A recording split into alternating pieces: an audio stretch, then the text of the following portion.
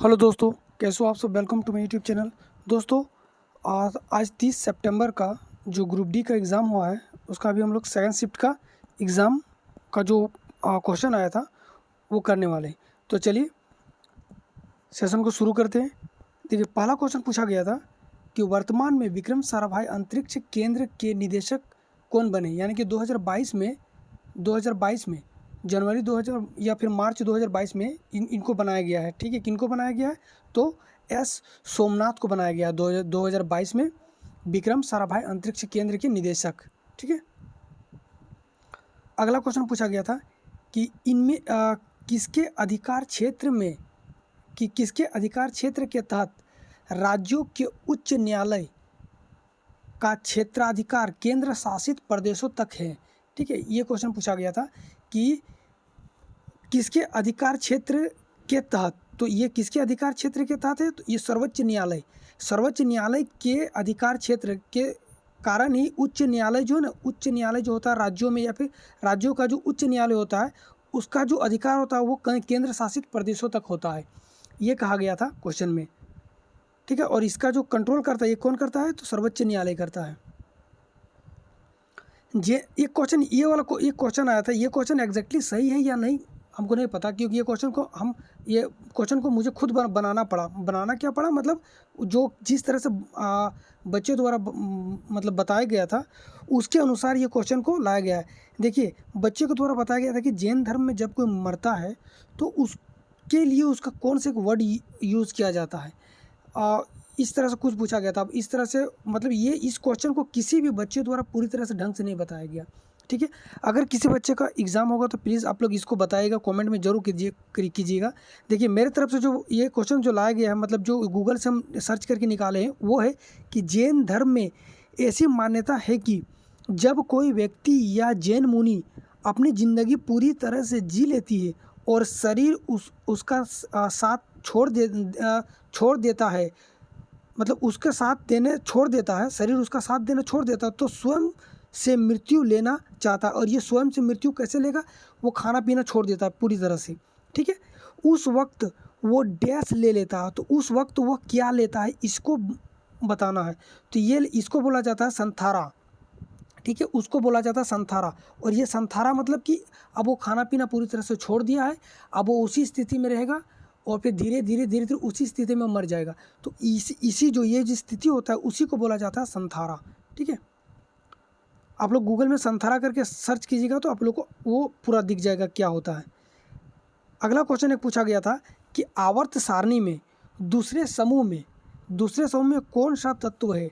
देखिए, आवर्त सारणी में दूसरे समूह में कौन सा तत्व होता है? इसमें देखिए कई सारे तत्व हैं। आवर्त सारणी के दूसरे समूह में कई सारे तत्व हैं, जैसे कि लिथियम हो गया, बेरियम हो गया, बोरोन हो गया, कॉपर हो गया, नाइट्रोजन हो गया, ऑक्सीजन, फ्लोरीन हो गया और नियॉन हो गया।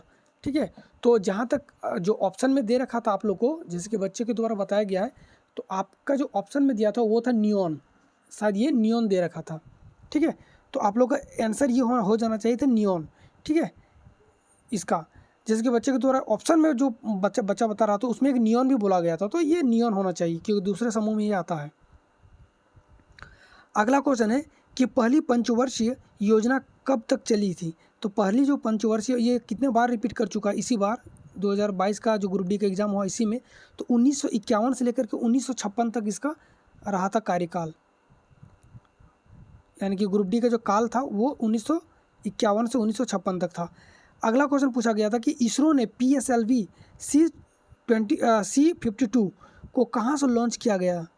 ठीक है, इसरो द्वारा जो लॉन्च किया गया था PSLV C52 वो कहाँ से लॉन्च किया गया? तो यह सतीश धवन अंतरिक्ष केंद्र से लॉन्च किया है।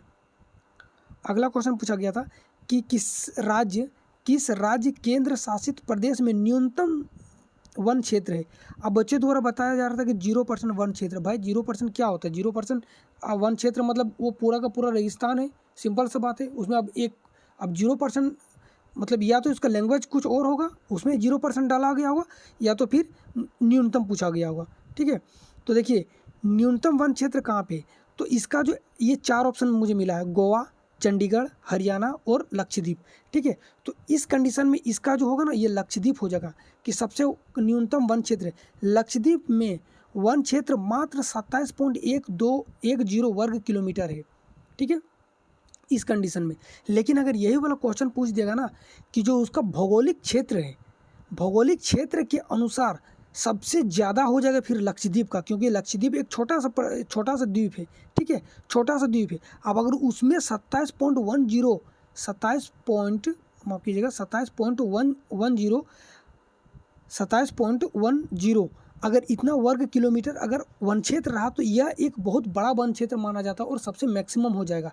ठीक है, लेकिन इस कंडीशन में आपको पूछा गया तो न्यूनतम के लिए हो जाएगा ये लक्षद्वीप हो जाएगा।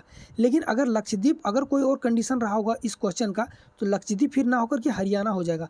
क्यों? क्योंकि हरियाणा में मात्र 1588 वर्ग किलोमीटर तक ही जो है ना वन क्षेत्र पाया जाता है। तो आपका ये जो 4 ऑप्शन है उसके अनुसार लक्षद्वीप हो जाना चाहिए था। अगला क्वेश्चन है कि 6 से लेकर के 14 वर्ष के बच्चों के निःशुल्क और अनिवार्य बाल शिक्षा का अधिकार अधिनियम कब बनाया गया? ठीक है, तो बाल शिक्षा का अधिकार अधिनियम कब बनाया गया था? तो 2009 में बनाया गया था। देखिए यहाँ पे लड़का बहुत फंसते हैं। अगर यहाँ पे आपको क्वेश्चन पूछा गया था कि कब बनाया गया कि तो 2009 में बनाया गया था और लागू किया गया था 2010 में लागू किया गया था। इसलिए हम दोनों ही लेके आए हैं कि आप लोग फिर बाद में कमेंट में ना करें कि 2009 ने 2010 में ऑप्शन में था। ठीक है, तो ये जो बाल शिक्षा अधिनियम 2009 में बनाया गया था और 2010 को इसको लागू कर दिया गया था। ठीक है, तो अनुच्छेद 21 के क और आरटीई अधिनियम 1 अप्रैल 2010 को लागू किया गया था, इसको किया गया था। ठीक है, आरटीई अधिनियम के शीर्षक में निःशुल्क और अनिवार्य शिक्षा शब्द सम्मिलित है। ठीक है, तो ये हो जाएगा इसका करेक्ट आंसर।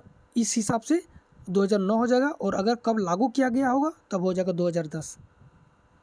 अगला क्वेश्चन है कि 1970 में तमिलनाडु और केरल, देखिए तमिलनाडु और केरल दे रखा था कि नहीं ये हमको नहीं पता, लेकिन जो 1970 में जो 2 राज्यों के बीच में हुआ था तमिलनाडु और केरल के बीच में बांध को लेकर के एक विवाद हुआ था और उस बांध का नाम पूछा गया था। उस बांध का नाम है मुल्ला पेरियार बांध। ठीक है, जो कि तमिलनाडु और केरल के बीच में चला था।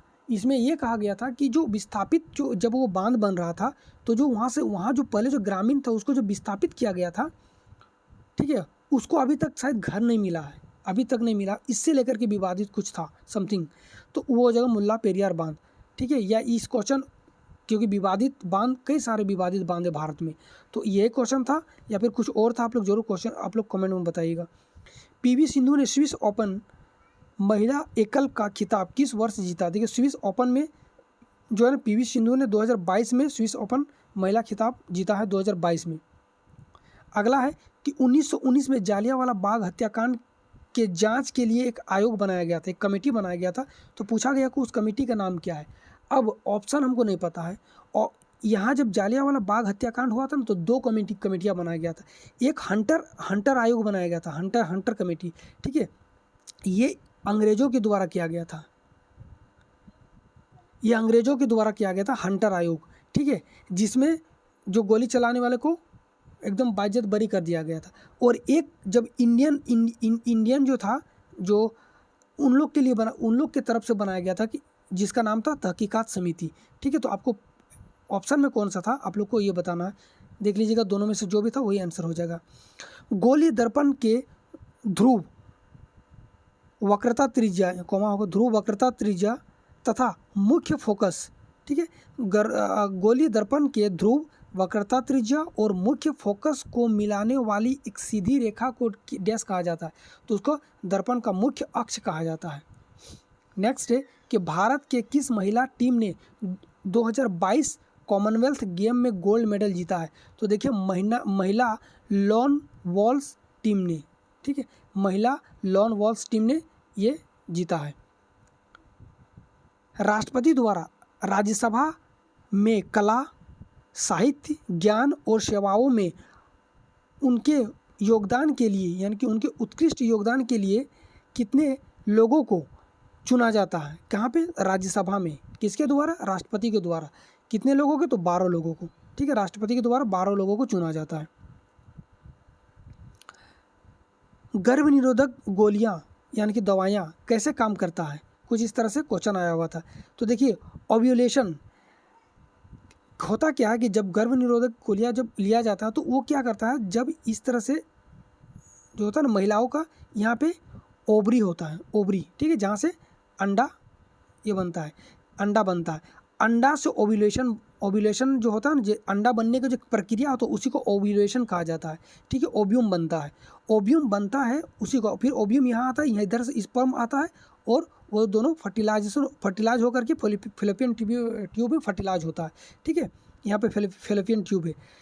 तो पूछा गया है कि जब ये जो हम दवाया जो महिलाओं के द्वारा लिए जाते हैं उस पर क्या करता है, तो ओव्यूलेशन की प्रक्रिया को बाधा पहुंचाता है, यानी कि ओव्यूलेशन की जो प्रक्रिया है ना, जो ओव्यूम बनने की जो प्रक्रिया है उसको रोकता है, ठीक है, मतलब कम करता है। साथ ही और अंडों को ओवरी से निकलने से रोकता है, जो अंडा होता है उसको ओवरी से नहीं निकलने देता है, ये जिस कारण से प्रेग्नेंट नहीं होती है, ठीक है। तो ये हो जाएगा गर्भ निरोधक गोलियों का काम। सुंदरवन राष्ट्रीय उद्यान कहाँ पाया जाता है? देखिए सुंदरवन राष्ट्रीय उद्यान जो है ना, यह पश्चिम बंगाल के क्षेत्र में पाया जाता है। ये पश्चिम बंगाल का जो सुंदरवन का डेल्टा है उसी में है सुंदरवन राष्ट्रीय उद्यान, ठीक है। यह गंगा नदी पे है। सुंदरवन डेल्टा क्षेत्र में स्थित एक राष्ट्रीय उद्यान बाघ सहित, और यहाँ पे सबसे ज़्यादा बंगाल टाइगर पाया जाता है, ठीक है। रॉयल बंगाल टाइगर पाया जाता है सबसे ज़्यादा, और यहीं पे मैंग्रोव वन भी घिरा, सबसे ज़्यादा भारत में मैंग्रोव वन भी यहीं पाया जाता है, ठीक है। अगला क्वेश्चन है कि रानीखेत से आया तो कुछ रिलेटेड इस तरह से, रानीखेत कहाँ स्थित है? रानीखेत भारत के उत्तराखंड राज्य का एक मुख्य पहाड़ी पर्वत स्थल है, ठीक है। यह पर्यटन के लिए बहुत ज़्यादा ही फेमस है।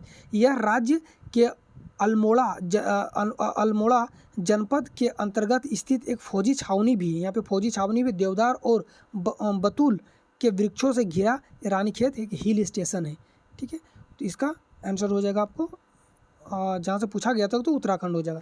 गाइस तो आज हमको इतना ही क्वेश्चन मिला है। इसके साथ ही एक पूछा गया था कि भाषा से रिलेटेड एक 86वां संविधान संशोधन, ठीक है, 86वां संविधान संशोधन को जो भारत के जो भाषाओं से रिलेटेड है उससे एक रिलेटेड क्वेश्चन पूछा गया था। गाइस ये वीडियो कैसा लगा आप लोग जरूर बताइएगा। अगर वीडियो अच्छा लगा तो प्लीज़ चैनल को लाइक कीजिएगा, शेयर कीजिएगा और चैनल को सब्सक्राइब कर दीजिएगा। वीडियो देखने के लिए थैंक यू। तब तक के लिए जय हिंद, जय भारत।